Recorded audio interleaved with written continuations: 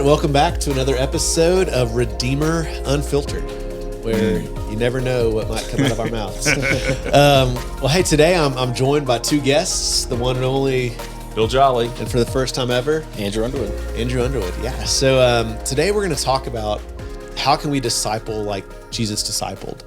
But before we jump into that question, I'd love to just kind of, Andrew, who are you?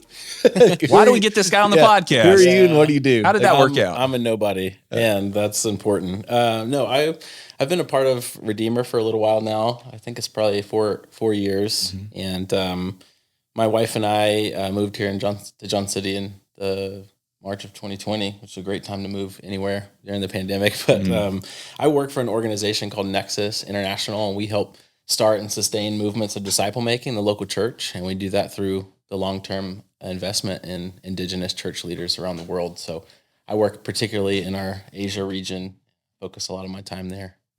Yeah. So Andrew, he's part of Redeemer, but he's on the road a lot, and but out there helping churches to become disciple making churches. That's true. So, yeah. So you're the right guy for this podcast. Yeah. Well, thanks for having me. Thanks for jumping on, man. So before we jump into the question, I'd love to get some definitions, and we don't have to nail one down.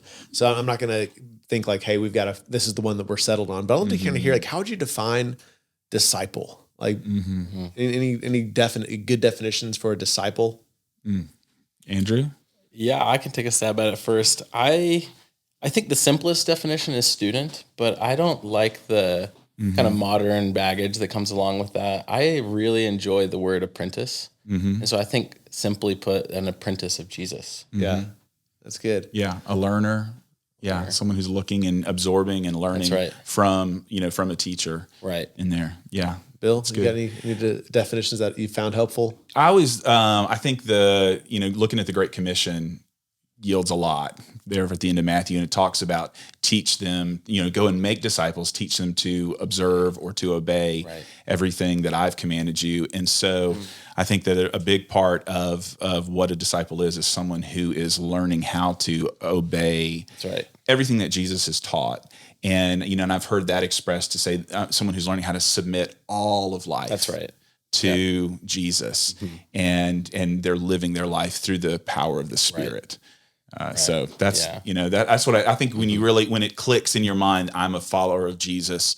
That's what it was like for me. It was like, he wants everything. That's right. Yeah. And so it's like, it's not just my Sunday morning and my, some religious activity or a commitment to be moral. It's to say, man, Jesus is Lord, and he's I'm following him, and I want to learn how to submit everything. He wants it all in there. And I think that's why I like the word apprentice, because I think it brings a lot of that, what you're saying, into it. I think in our modern world, student means that I've got some information transferred to me from a teacher. Yeah. But an apprentice sort of brings along, we know for a fact that an apprentice of a tradesman, they're not just trying to learn what the master knows. They're trying to practice what the master does. And in many traditional communities who still practice some older ways of apprenticeship, that means they move into their house, they take on their whole lifestyle, they learn every habit, every behavior, every routine of the master. Yeah. And I think that gets pretty close to what a disciple looked like in first century Judea. They would follow them in their whole way of living. It's not just about picking up what's in the master's head, but to learning what the master does, practicing their whole way of living. And I think that's getting pretty close to what you're talking about. And that's why I really love that word apprentice. Yeah. How about you? Yeah, I was going to rip off Jeff Vanderstelt's definition. Oh, nice. So he says a disciple is someone who worships Jesus, is being changed by Jesus, obeys Jesus, and teaches others to do the same. So that's a good working definition as well. But I think it embodies everything we've been talking about. So what about, does disciple making need a definition? Like how would you define disciple making? Well, I think one of the ways is like, how do you know you've made a disciple? Part of it, a big one, is they start going and making disciples. Yeah. So that you're seeing it actually reproduced. What you've done, what you've poured into their life. Yeah. And I feel like having this, if we're going to see a disciple as an apprentice of Jesus, then to participate in making another one of those is disciple making. And it's important to realize that we're not the master. That's right. We're a fellow apprentice. Yeah. And we're inviting other people along in our apprenticeship to Jesus. Yeah. And I think we miss that a lot. We think, oh, well, I'm not a master, so how can I have an apprentice? Well, you don't. I'm an apprentice of Jesus. You're an apprentice of Jesus. I may be further along in the process than you are, but I think simply disciple making is to making another apprentice of Jesus from pre-faith to mature faith. Yeah. And wherever they are in that journey is kind of where you're meeting them Right. on the road. Yeah. And I heard a guy named Fred Hartley say one time that all true discipleship, as whatever that's looking like, where you're sitting down with somebody or you're going somewhere with them, that it always involves an encounter with Jesus. Yeah. It's not just me and this person having our conversation, but there's actually somehow we're getting to Jesus. That's right. In that, there's an encounter with him. And that's that. like what you're saying, that it's about him. We're disciples of Jesus. They're not That's right. my disciple. That's right. I want to point them to Jesus. We're not making little Andrews or little Bills out there. We're trying to make little Jesuses. Yeah. That's good. Yeah. So now that we kind of know what a disciple is and what it means to make disciples, I'd love to look at like, how can we disciple like Jesus discipled? And specifically kind of using Matthew as a source document. This semester as a church, we've been encouraging people to kind of sit in Matthew. So we had a seminar on how to study Matthew for yourself. We did a class on knowing the real Jesus. So if Matthew's our source document, like what do we know about Jesus? And so in the same way, I'd love to kind of look at that and say, okay, so what if this is, I would say that Matthew is probably the original manual of discipleship for the early church. So if you were to ask the early church, like, hey, do you have a book on how to make disciples? I think they would just point you there. Here's Matthew. Yeah.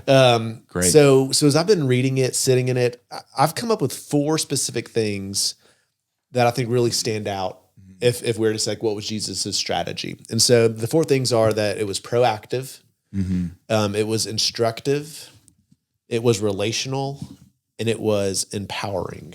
So so after we go through those, I'll ask you guys if there's any other ones you want to add. I'm not saying like this. Like I said, I'm not pretending I've got the list nailed down. Yeah. But these are the initial really stab good. at it. So let's first talk about proactive discipleship. Okay. Because what I love about this is Jesus, he didn't sit back and wait for people to come to him and be like, hey, Jesus, would you mentor me? Like he went after people. That's right. And so Bill, like how did Jesus go about getting his mentees? Yeah. So that's a really cool thing to think about. And as we're, I think, framing out this whole conversation for this podcast, I think it's important to also say that making disciples is the call on every Christian's life.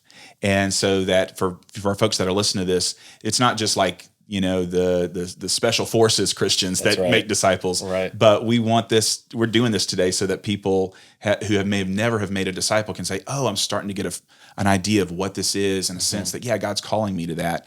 And one of the things that he'll do though is the Spirit will lead you to, he's many times highlighted guys for me that you need to pursue them and begin to pour into their life. And so Jesus, was in the course of living his life, he got to know lots and lots of people. He was moving around, but then he saw people and he just said, I'm going after that person, and was led by the Spirit.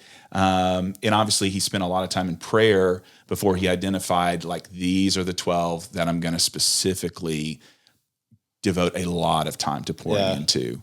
And he couldn't give that time to everybody. That's you can't. So so Andrew, how do you, like, if you're going to disciple someone, how do you pick? Like, how do you choose? Who you're going after? Yeah, I would agree with Bill. I think it starts with a lot of prayer.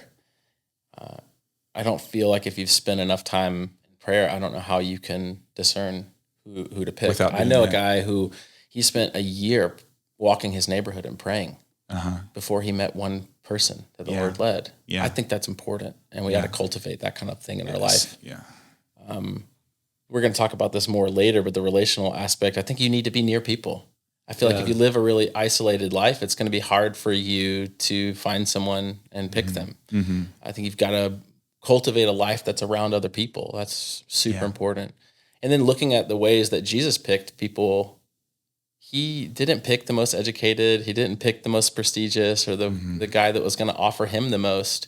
He picked faithful, available, teachable guys, and they were screwballs half the time. Yeah. That's okay. And I think like we shouldn't be letting perfect be the enemy of good. We've got opportunities, I think, all around us to find faithful, available, teachable people to invest our life in.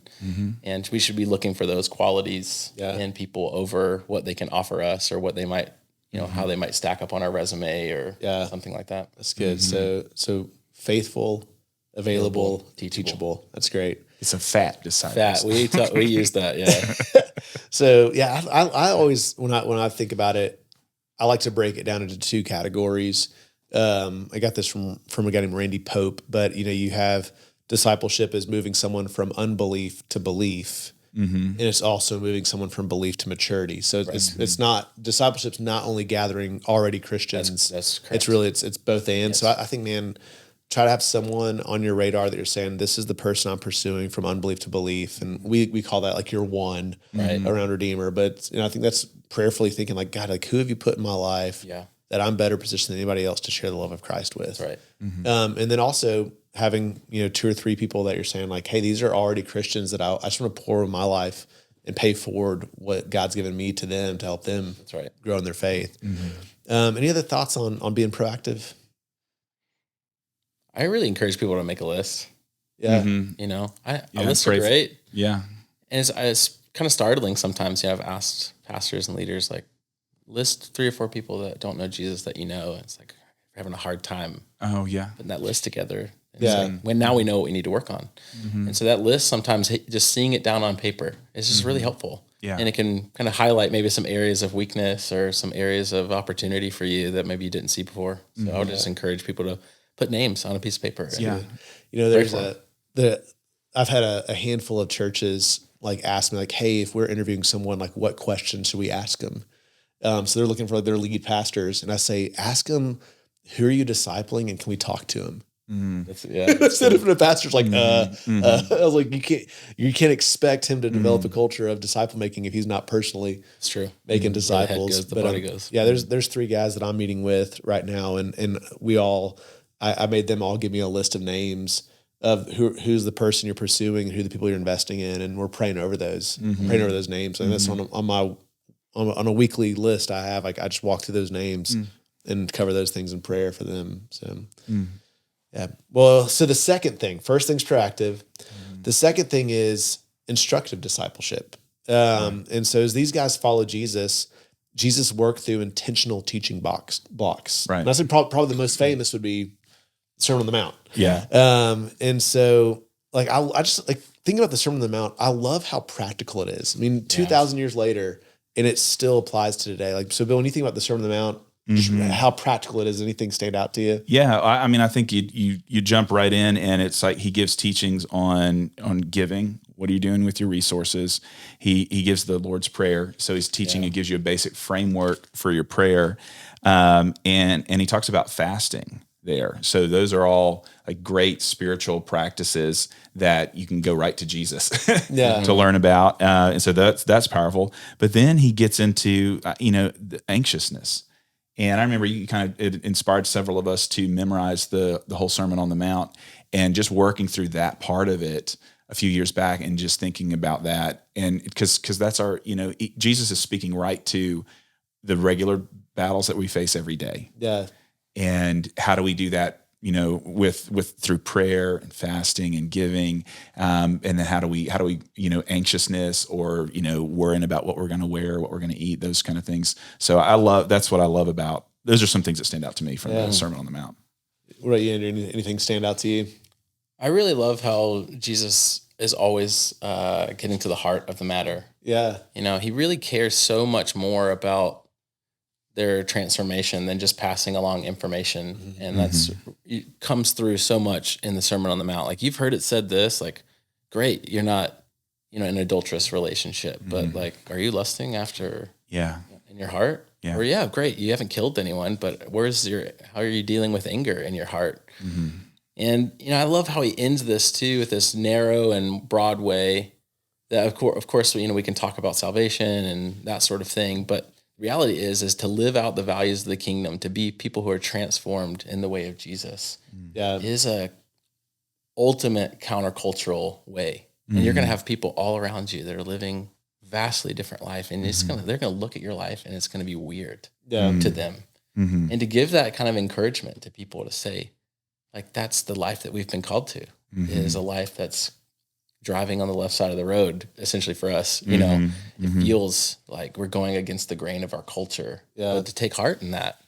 Yeah. And that's I think that's a practical gift that Jesus leaves the Sermon on the Mount with. It's just take heart, because I'm calling you to what we love to say, the upside down kingdom, this countercultural way of living, that when you're generous or when you don't let anger rule your life, like, that's weird to the culture around you. That's okay. That's good. Have you ever heard of Jonathan Pennington? I don't think so, no. Bill? He's one of my favorite professors in seminary.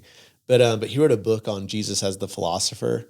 And it's interesting. You look at some of the earliest pictures of Jesus from like nearly 2,000 years ago, and they all painted him or drew him like with the style of a philosopher, the same philosopher haircut, and like and so, Socrates or something with all those people spread out. But this idea being that, you know, philosophy in Greek, in the Greek culture before Rome, the Greek-Roman culture was all about discovering human flourishing.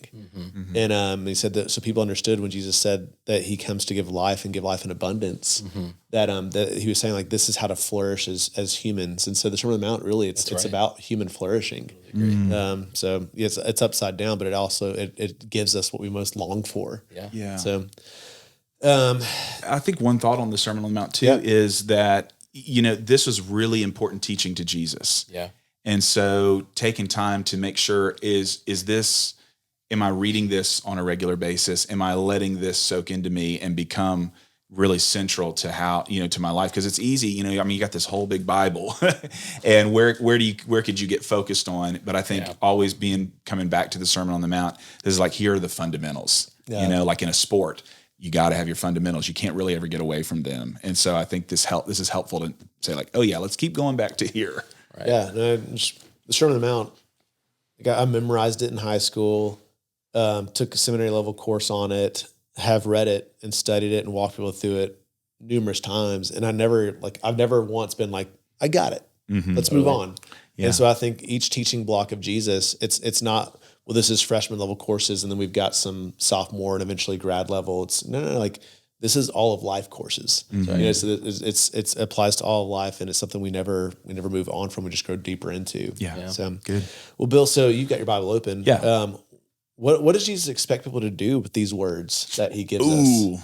Not just listen to them, but do something with them. Yeah, you either be like a man who built his house on the sand or the rock. The rock. Yeah. And so with that, I would say that, you know, that obedience, whenever you disciple someone, and even in our own discipleship journey, like, it's important to know that everyone has a next step of obedience to take in the relationship with Jesus. And so it's not just about information, it's about transformation. And taking a step of obedience. But a question I'd like to ask is, like, if we want to make sure that our discipleship has an instructive component to it, like, how do you pick what you're going to teach somebody? Yeah. I mean, do you stick to Matthew? Do you go to another book of the Bible?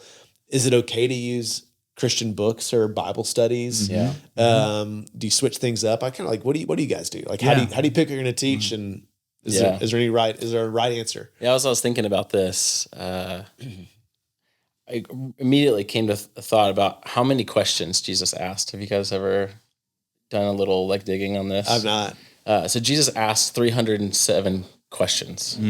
He was directly asked 183 questions, and he directly answered 3 of those. He was just a master question asker. I think that's something we ought to cultivate as disciple makers, is learning to lead with questions. Yeah.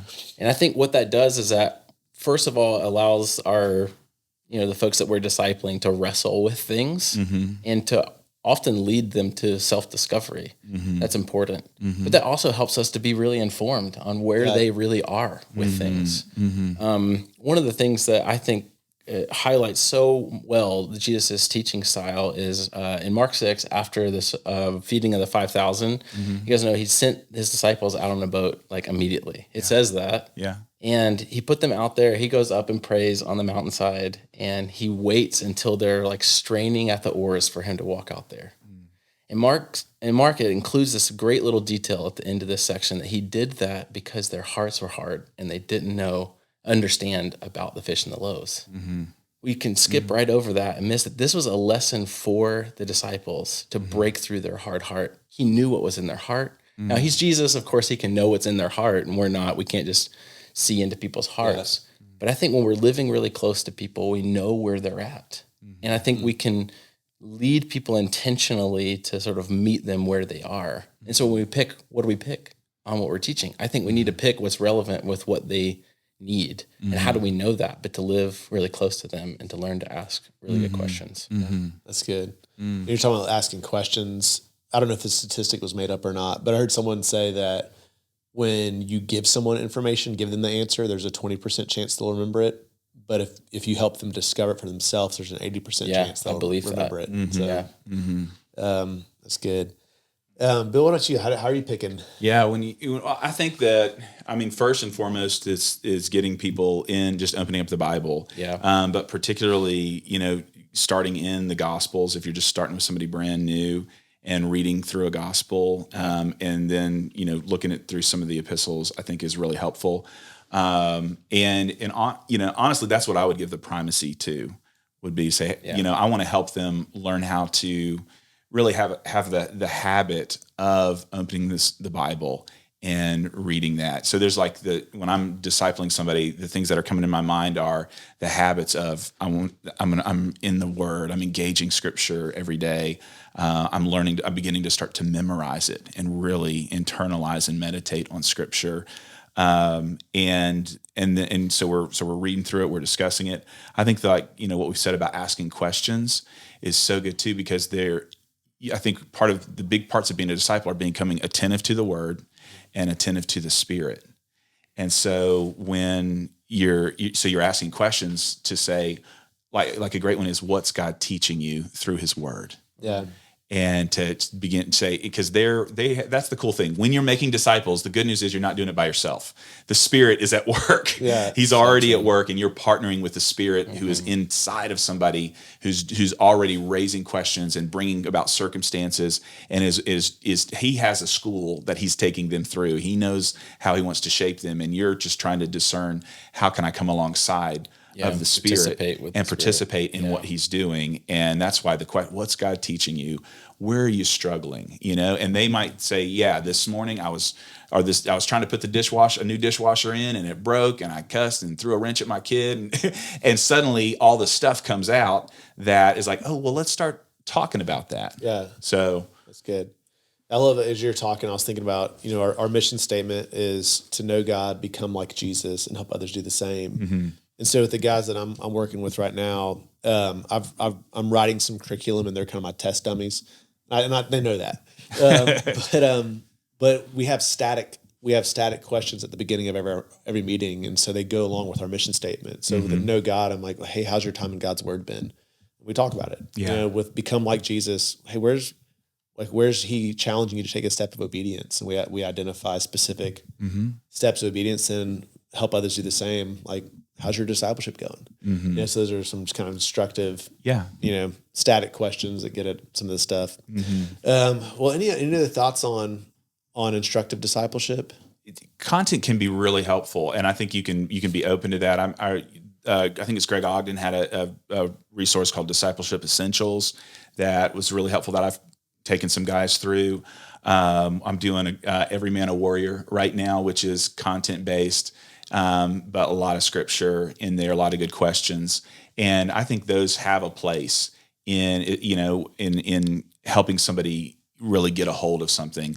But I think you always want to make sure that whatever those resources are, they're saturated with scripture, and it's not just, a bunch of, somebody's ideas. Yeah. Apart from that, but that can be helpful to just have some key topics that they can, you want to put into somebody. Yeah. So. Any thoughts? Yeah, I'm probably going to reiterate this several times, but just don't underestimate the power of your ordinary life. I think that's modeling how you were just talking about the Sermon on the Mount and how applicable it is for your life, and to be putting on the practices of the kingdom as a parent. And for someone to see you practicing the way of Jesus as a parent in front of them, like that's also instructive. Right. You know, Jesus didn't ask us to only follow his words, but also his method and his life. And I think the same is for us. I think sometimes we need words. That's important. You know, the whole adage of preach the gospel always and sometimes use words. I don't think that's that helpful. I think we need to share the gospel verbally, you know, but your life and the way you live it is important. And if you're living life with other people, then that gives you opportunity to have discussion. You know, maybe instead of asking a question about whether you threw a wrench at your kid this morning, maybe you were close enough to them to see them actually do that. Right. And then you can, you know, meet them in that moment and unpack that in light of the gospel, in light of the Sermon on the Mount, in light of the scriptures that you're walking through. Yeah. And like we underestimate the power of that. And I think sometimes we feel like we need all these extra things, but if we're truly trying to live our life in light of the kingdom and in tutelage to Jesus, then every moment of our life then becomes a classroom that we can engage people in. Yeah. That's a great segue to our next part, which is relational discipleship.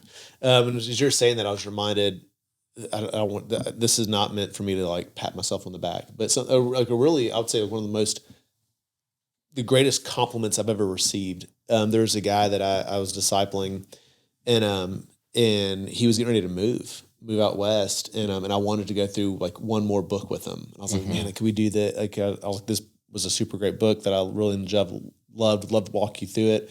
And we never could sync up as life was pretty crazy as he was getting ready to move. And I felt really defeated. And I was like, man, I failed to finish this task or whatever. And he goes, Jeff, he's like, man, I feel like you feel really down that we didn't get a chance to do one more book. And he goes, but can I just tell you that I learned more about Jesus from watching you discipline your kids at the dinner table or sitting with you after a workout in your garage as we're talking about life and praying, or he just listed off a bunch of things that he's like, I learned more just from our time together than anything. And I was like, oh man, like, so like one of the greatest compliments, but it's kind of what you're saying, like when you're life on life with people that people are watching, and as they're watching, they're learning. But so let's talk about relational discipleship. So the way Jesus discipled was life on life. It wasn't a weekly coffee shop meeting or synagogue meeting where you just work through a book together. It infiltrated all areas of life. So when you think about the disciples and Jesus, what are some things they did together? They camped a lot. They did camp a lot. You love camping? I love camping. So we're in East Tennessee. So eating lots of meals. Ate lots of meals. They traveled together a ton. Like travel can bring out the worst in people. Yeah, it definitely. It does. I mean, spending extended amounts of time with people it's really good because they, you can't pretend, right? For an hour you could like pretend to be real spiritual maybe or something. But when you're just there with somebody, it's their real life, and you start to absorb that and do that share life together. I mean, the reason why we can even read about these stories of Jesus because they were present as he was teaching or as he was interacting with people. And they wrote it down so we could read it and engage with it. They behind the scenes there. They worship together. Totally. Like they were coming to festivals. They mix circles. I think like Peter's like whole household, like Jesus, like he's like his mom's like, come on, Jesus, like, and they're all meeting each other's families and friends. So there's mixed circles. So they did a lot of life together. So Andrew, like, I'd love to hear, like, what are your thoughts on relational discipleship? You have a saying that, like, what speed does discipleship move at? Yeah, ministry moves at the speed of relationship. And I didn't make that up, by the way, but I got it from someplace. You brought it to us, and we love that. So whoever made that up, I credit you. A good word. Yeah. So it's ministry moves at the speed of relationships. That's right. Yeah. It's so good. And that's for all of us, as we're saying, I want to fulfill the Great Commission. I want to walk this out. And so for every Christian to understand that. Yeah. So with the speed of relationship, what are some thoughts you have on relational discipleship? Yeah, you brought up, I think, the key point. We're going to model our life after Jesus. Jesus prioritized relationships. That's significant. And we know he preached to the masses, but the vast majority of his life was spent with a few people. And I don't know about you guys, but if I feel like I showed up as Jesus and wanted to transform the world, I don't know if I would have chosen just to stake all of that on a ragtag group of few guys, but he did. We have to wrestle with that. And I think that's significant for us. And it changed the world forever. That matters. We are here today because of that decision. And so I think we shouldn't look past the impact of our investment in just a few people and really intentionally walking with them. I think the other part of that is we look at all of our stories is riddled with other people. They've made big impacts on us.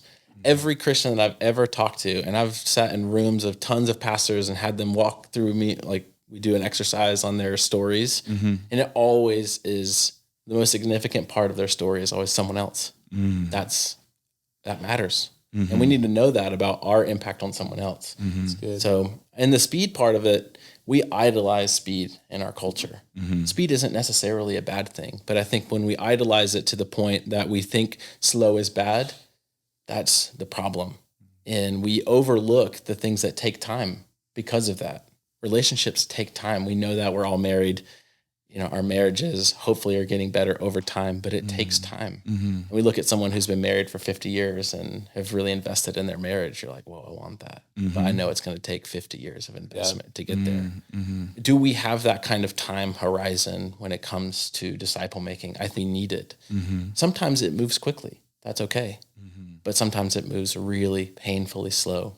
You use this metaphor one time, and I loved it. This comparison between a glacier and an avalanche. And I stole that. Good. Well, I stole it from you, and I credit you. So now I need to credit someone else. But I think that's a really great comparison because you can't see a glacier move, but it's doing real work. We see avalanche just, and it leaves a scar on the land. There's something evidence of something happened there, but after a few years, it's gone. What are we really after? I think we're really after that glacier work that's carved Yosemite Valley that leaves this mark on the landscape that you can see forever. That's what we're after. And I think just taking time off of the measurement scale is what we need. Time is not a good measurement of success. I think it's the quality of that relationship, the time we're putting into it is irrelevant. It's sometimes it's going to move fast, sometimes it's slow, and that's okay. I think we need to learn to tolerate that as a culture. Well, and I think you think about relationships and discipleship, one of the first big callings is if you're a parent, that your kids are your first disciples. That's true. And think about how much time that you can invest in them, that you have with them, that it's over years, decades that you're pouring into them to shape who they are and pouring your life into them for when they launch out. And I think that's as somebody, as people are listening to this podcast and thinking about, I want to grow in discipleship. The first place is what's happening in your home. Yeah, 100% agree. What's going on in your home. And that's a great place to say, okay, these people know me. Nothing's hidden, man. And so let's start how does Jesus speak into all our rhythms as a family? Great word. Yeah, two thoughts that you're talking about. One, just don't underestimate the impact of one person. I remember my youth minister, who's the first person who ever discipled me. He was at the same church for over 19 years, and people were like, "You could go be a lead pastor, or you could go do why are you here?" And I'll never forget. He was talking to one of my closest friends, and he was like, "If just one of you would get it, it could change the world." True. It's like why are you still here? It's like, man, if just one of you gets it. And I think it kind of models that. But I think for me, a catalytic moment for relational discipleship happened when I was in college. So at that point, high school, what I thought discipleship is you find someone that you want to be like, and they meet with you on a weekly basis and take you through a book. And that it was a way. And that's, so if you said how was it modeled for you? When I got to college, I met a guy named Dusty, and I wanted him to disciple me. And eventually he took me under his wing. But the first thing we did, he was actually working on his PhD, and he was doing a bunch of research on the religious climate of our university. And so he had these evangelistic surveys. And you ask questions like, what do you think happened on 9/11? To the terrorists, or the virgins? Do they cease to exist? Are they in hell? Are you involved in church? Just different questions. And at the very end, it's I'd love to share the hope I have of Christ if you have a few more minutes. Is that something you're interested in? And then sometimes people say no. So he took me out on campus, and he would go up to students and say, "Hey, I'm with such and such church, not trying to bait and switch. I'm doing some surveys to figure out the religious climate of the university. Do you have 5 minutes? And then sit down. And then at the end, I'd love to share the hope of Christ. Do you have another 5 minutes? And so I watched him do that with multiple people. And then we went to a coffee shop afterwards, and he's like, "Hey, how do you think that went? Like, what questions could I have asked better? Like, where was it awkward? Like, where were you encouraged?" And we debriefed it. And I was like, "That's really cool." And he was like, "All right, now we're going to go back and you're going to do it." And I was like, "Wait, what?" And so I went up and I had to like, "How's it going? I'm Jeff with such," and then we went back and once again, we debriefed it again. And he's like, "How did you feel? How did this go?"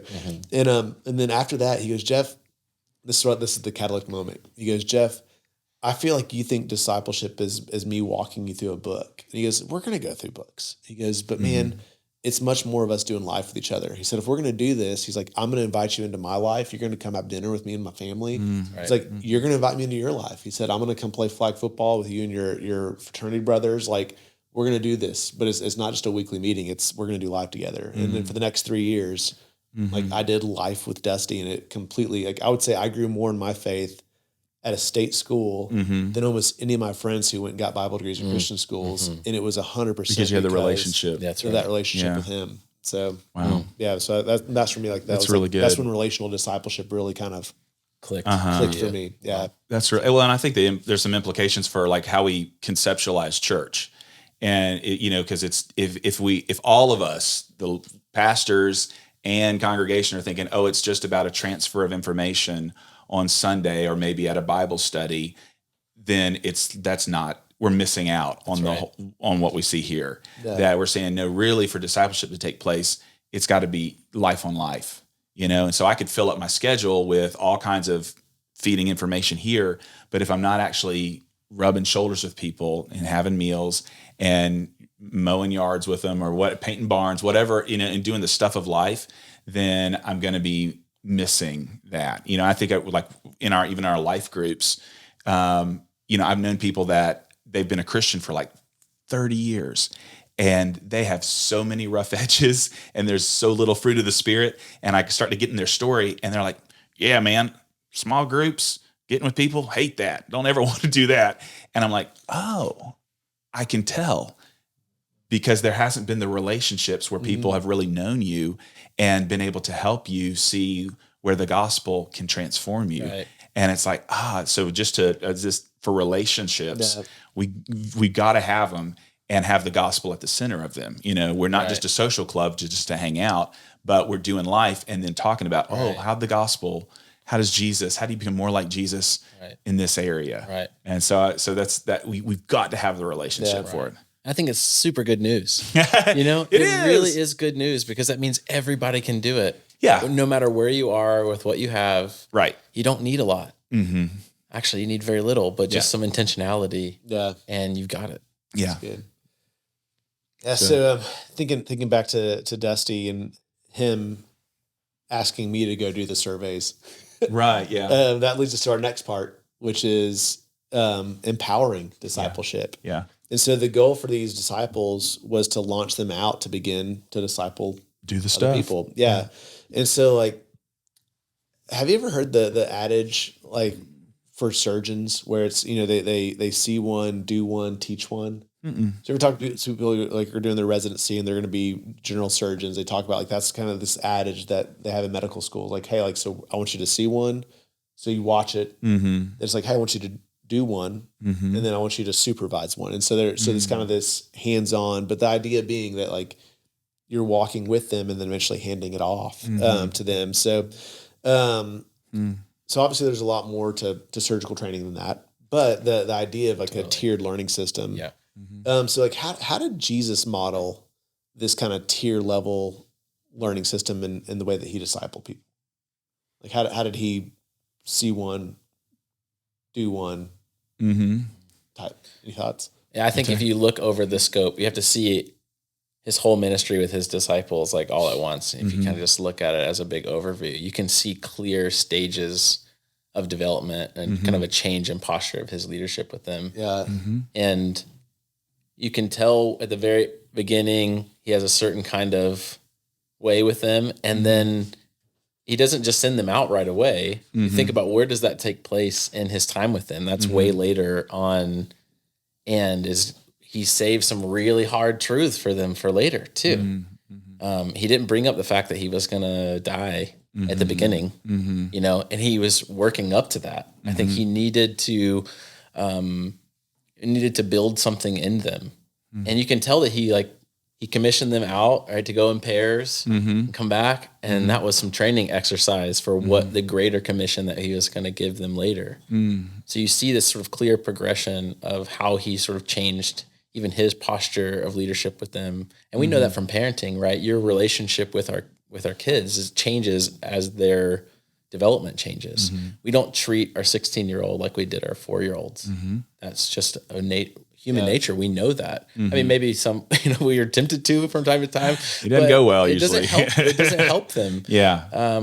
Our hope is that we develop a young person up to be a productive part of this world, and that requires them actually getting their hands on them. And I think that's why I love that apprentice language so much, because that's what an apprenticeship is for, is for you not to just stay a student forever, but for you to actually get out there and do it, to know and do what the master is doing at the level of the master. Yes. And you're not going to just like study a blacksmith and just learn from a whiteboard and from him talking to you always. No, you're going to develop calluses on your hand, and you're going to practice, and you're going to do, and then he's going to give you more and more responsibility. He's not going to give you the nicest thing to work on right away. He's going to give that to you as you progress. I think that's so helpful. And we see that in the life of Jesus. Yeah. And I love where he sends them out early, and he models, some big things. He was preaching the gospel. He was explaining what the kingdom was like. So there's that kind of conversation. Then he was praying for sick people. That's right. He was dealing with spiritual warfare and with the demonic.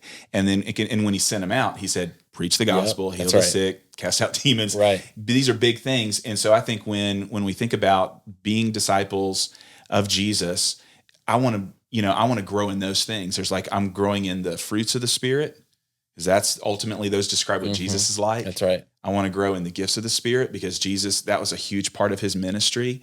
And so that means we're like, our character has changed, and our capacity to impact the world is changed. Like are the people that when we show up, man, we can talk about the gospel. We can talk about what his kingdom is like, and we'll pray for you.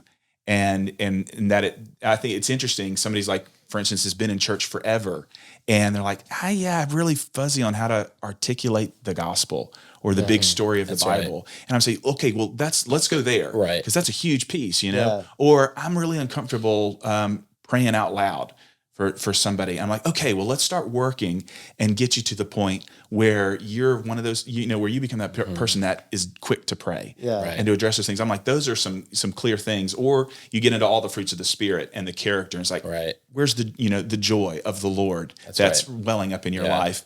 Let's start cultivating those things. But I think it's important for people to think about. It's not just that I get a little bit of information, or that I have this habit of showing up at church, but that I'm actually being changed, so that as I go through my day, that's right, whether it's with my kids and they're struggling with things, or it's coworkers or my neighbors, that I'm showing up as a different kind of person that is like what Jesus would be like when he shows up. Right. And that means that we got to get out there and do it. And you get not to just talk about it. You get to do the stuff. Absolutely. That's the cool thing, is every person that in our lives, Jesus is calling us, he's inviting us to do the stuff like he did with his disciples. And as we are helping others to become like him, they get to do the stuff. And that is, you talk about some of the most meaningful things that we get to do are the things for the sake of the kingdom that impact eternity. Amen. So I love, let's everybody plays. Y'all get to get out here on the court, and we're going to figure it out, man. Right, it doesn't have to be pretty, but everybody's going to gets to get out here. And I love that Jesus said, after he gave the Great Commission, but I'll be with you until the end of the age. Yeah. We know that he's with us, and we have the gift of the Holy Spirit to be with us, but we also can be that in a sense with the folks that we're discipling. It's like, we are wanting you to get out there and empower you to do this, but I'm with you. Yeah. I'm here. We're going to do it together. Yeah. I love that. Yeah. Good stuff.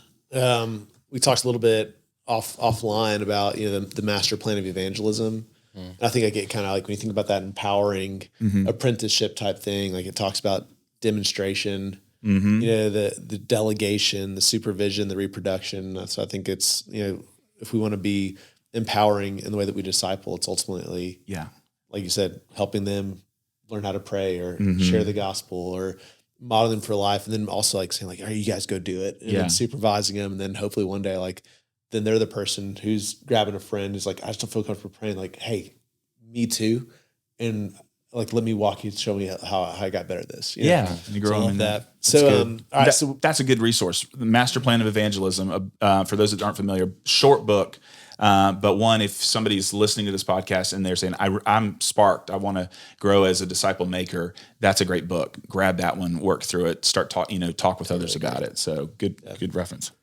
All right. So I came up with 4 components. So we had, it was proactive. He was going after people. It was instructive. There was, clear teaching, calls to obedience. It was relational, life on life, and it was empowering. Ultimately, like you're handing it off to them to go and do. It spells pyre. Were you going to? No, I didn't. Ta-da! You spelled a word with your 4 points, so we can remember it in our head. Get the fire of discipleship. Is there a 5th or 6th component? Do we need to add anything else if we want to disciple like Jesus discipled? Okay. Proactive, instructive, relational, and empowering. Empowering. Yeah. What do you think, Andrew? I think the only thing that I would add, and maybe this is just a reminder, that we need to be students of Jesus, and that our first primary responsibility as disciple makers is to be a disciple of Jesus. That's really good. And that's where we're going to get our source of strength from. That's where we're going to get our source of life and being. We have nothing to replicate if we're not discipling Jesus. Yeah. And that's where we learn what we're making. Yeah. And I think every book on discipleship I've ever seen starts with the making.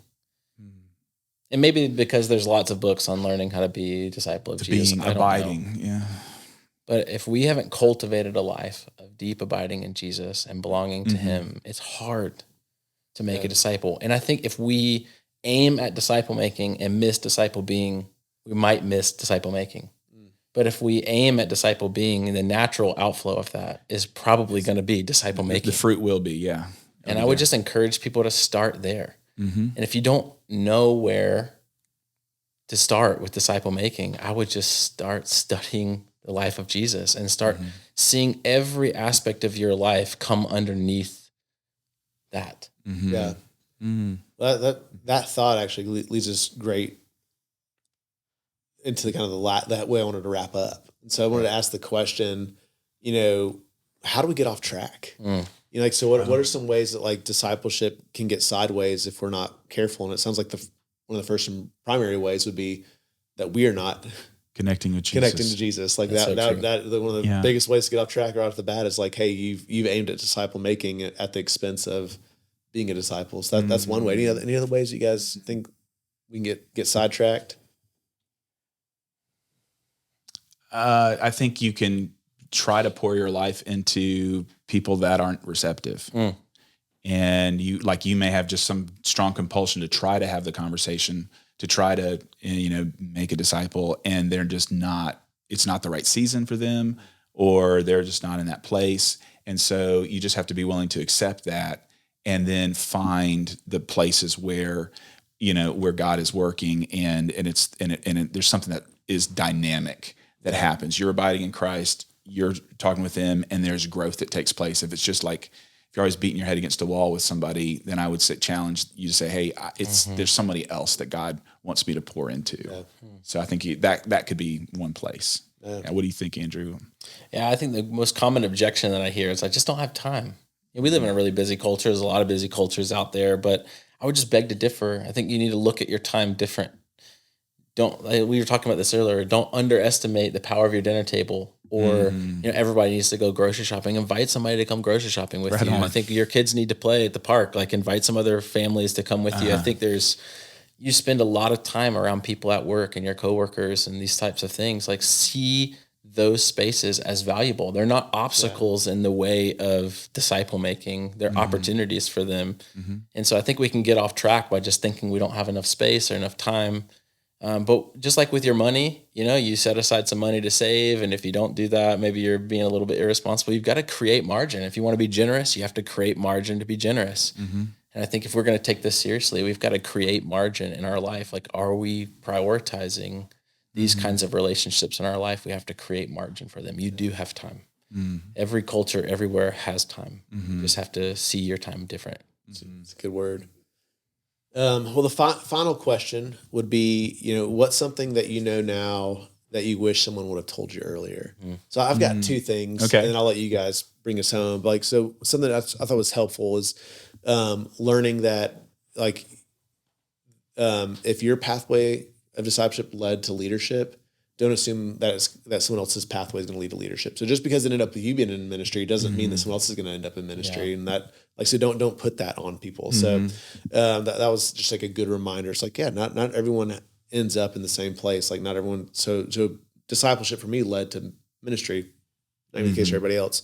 But another super helpful thing that was just I was like, man, that's good, is that we've been super influenced by the Industrial Revolution. Day starts with the bell, push them down an assembly line, out pops a widget. And it's like discipleship's not an assembly line. We don't put someone on the conveyor belt and it's like, well, you got Matthew 5, 6, and 7. Now you've got this, now you got that, and then boop, pops out and made disciple. It's like, man, we all are in different need to grow stages of life. Right. And so like when I might need to learn with controlling anger, someone else might need to learn to control their eyes, and when one person might need to learn to start stewarding their finances, someone else might need to be in a position to learn to fast for the first time. So, we just don't assume that like the stages are the same. So that was like, I'm like, man, I wish It's really good. But some of that sooner, because it takes a lot of the pressure off, where I feel like we can put this pressure of like, well, I've got to make a disciple, and like, how do I define a made disciple? And the only way to do it is and have this process, and they got to stick right. And then you can really become married to your process and your curriculum, and think like, well, if someone's doing it, if every man in the warrior is your assembly line, and somebody's off of that, someone's off, it's like, well, you're not. It's like, well, like, hey, like, there were multiple ways. And there's a lot of ways. Yeah. So yeah, that's good. But yeah, once you guys something now that you just wish someone would have told you a little bit earlier when it comes to the disciple making. Yeah. I think maybe I want to reiterate a little bit of what we've already talked about. You said earlier, there's no like elite version of a Christian, right? I think our discipleship to Jesus is the sort of minimum standard of obedience. We're all called to that.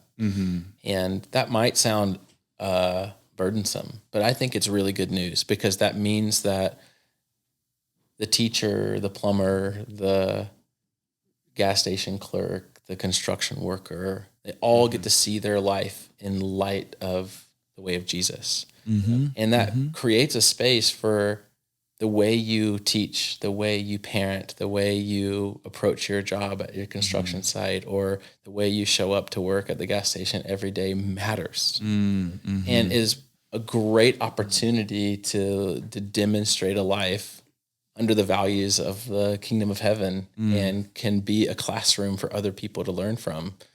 And, it's a bit ironic, I guess, that there's sort of 3 quote unquote paid professionals in here talking about that, but that isn't the sort of penultimate life of the Christian. Yeah. Right. It's actually the mom that's doing this in secret is just as important as those who are standing up giving a sermon on the Sunday. Yeah. And we've got to see that. I wish someone would have told me that earlier, that life is not getting in the way of you doing ministry. That's just your life in your vocation, whatever your profession, that in raising your kids, that's all of your ministry. It is. And it's beautiful, very beautiful thing. And we need more of that. And I sort of lament in a way, because I think we've done a poor job of modeling that and selling that to the world. We've said, you've got to have a curriculum, you've got to have training, you've got to have a marketing budget, you've got to have all these things in order to do ministry. And you just don't. Yeah. That's good. Yeah.